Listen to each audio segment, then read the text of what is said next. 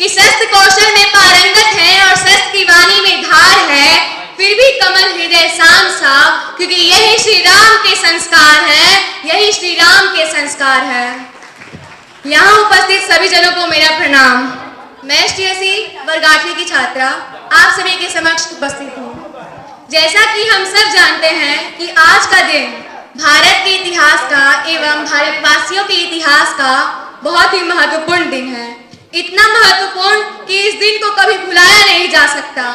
आज अंततः कई सौ वर्षों के प्रयास के बाद, कई सनातनियों के बलिदान के बाद वह दिन आ ही गया जिसे हमें इंतजार था। तो मैं आप सभी के समक्ष हमारे श्री राम जी के स्वागत में एक कविता लेकर उपस्थित हूँ, जो कि आप सभी के समक्ष प्रस्तुत करना चाहूंगी। इस प्रकार है कुछ। वाल्मीकि ने दिशा दिखाई रामायण के सार को, कि वाल्मीकि ने दिशा दिखाई रामायण के सार को, सूर्यवंश ने दिया जन्म जब विष्णु के अवतार को। श्री राम संग एक साथ चारों भाइयों ने शिक्षा ली, मुनि वशिष्ठ ने गुरुकुल में स्वयं नारायण को शिक्षा दी। श्री राम के जीवन में कर्तव्य रहे थे सिर पर भारी, विश्वामित्र के साथ चले और वन में दुष्ट तारिका मारी। लगे पुष्प लहराने और भौरे भी गाना गाते हैं, श्री राम के पग रखने से पत्थर भी जीवित हो जाते हैं, श्री राम के पग रखने से पत्थर भी जीवित हो जाते हैं। जनकपुरी चलने को विश्वामित्र ने जब आदेश दिया, भाग्य खुले मिथिला के जब नारायण ने प्रवेश किया। सुख और वैभव पाने सबने हृदय में एहसास किया, धनुष उठाने हेतु भीषण वीरों ने प्रयास किया।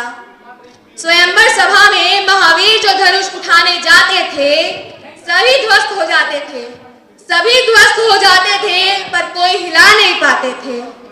स्वयं को समझे महावीर उनके मुंडों को झुका दिया, श्री राम ने पकड़ धनुष को एक हाथ से उठा दिया, एक हाथ से उठा दिया। परशुराम के पग रखते ही राजसभा में जैसे शोक हुआ, कि परशुराम के पग रखते ही राजसभा में शोक हुआ। बहस बढ़ी जब राजसभा में, फिर लक्ष्मण प्रकोप हुआ।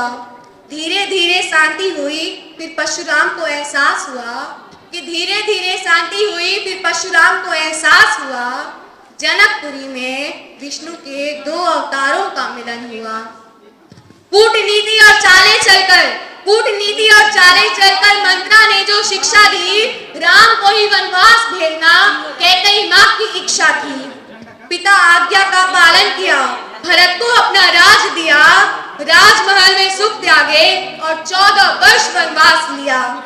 मृत्यु से जो हाथ मिलाए, जीवन से न प्रीत रहे, वचन का पालन करना ही है यही क्षत्रिय रीत रहे।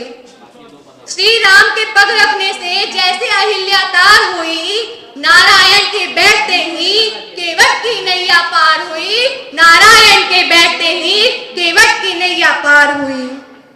सीता का जब हरण किया, रावण ने धन को भुला दिया, जटायु के पर काटे और स्वयं काल को बुला लिया। कलयुग में यह छुआछूत का कैसा कब तक बैर रहे, कि कलयुग में यह छुआछूत का कैसा कब तक बैर रहे। श्री राम ने प्रेम से सबरी माँ के बेर चखे, श्री राम ने प्रेम से सबरी माँ के बेर चखे। अहंकार की अग्नि में जो बैर राम से रखते हैं, उनकी मृत्यु के हेतु पत्थर भी तैरने लगते हैं। हनुमान का विकट रूप, कि हनुमान का विकट रूप जब अशोक वाटिका साफ करी, महाबली ने लगा आग सोने की लंका राख करी, महाबली ने लगा आग सोने की लंका राख करी।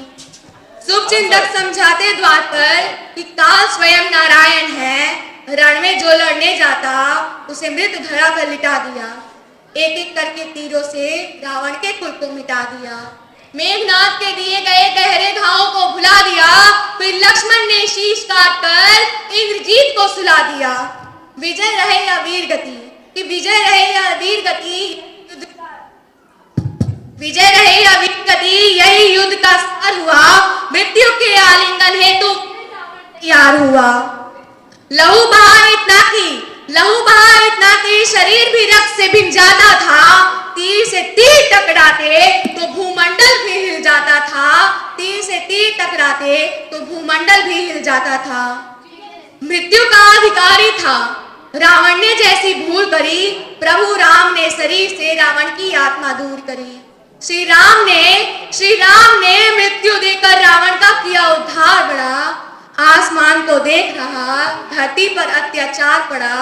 आसमान को देख रहा, धरती पर अत्याचार पड़ा। आशा है आप सभी को कविता पसंद आई होगी। धन्यवाद। जय श्री राम।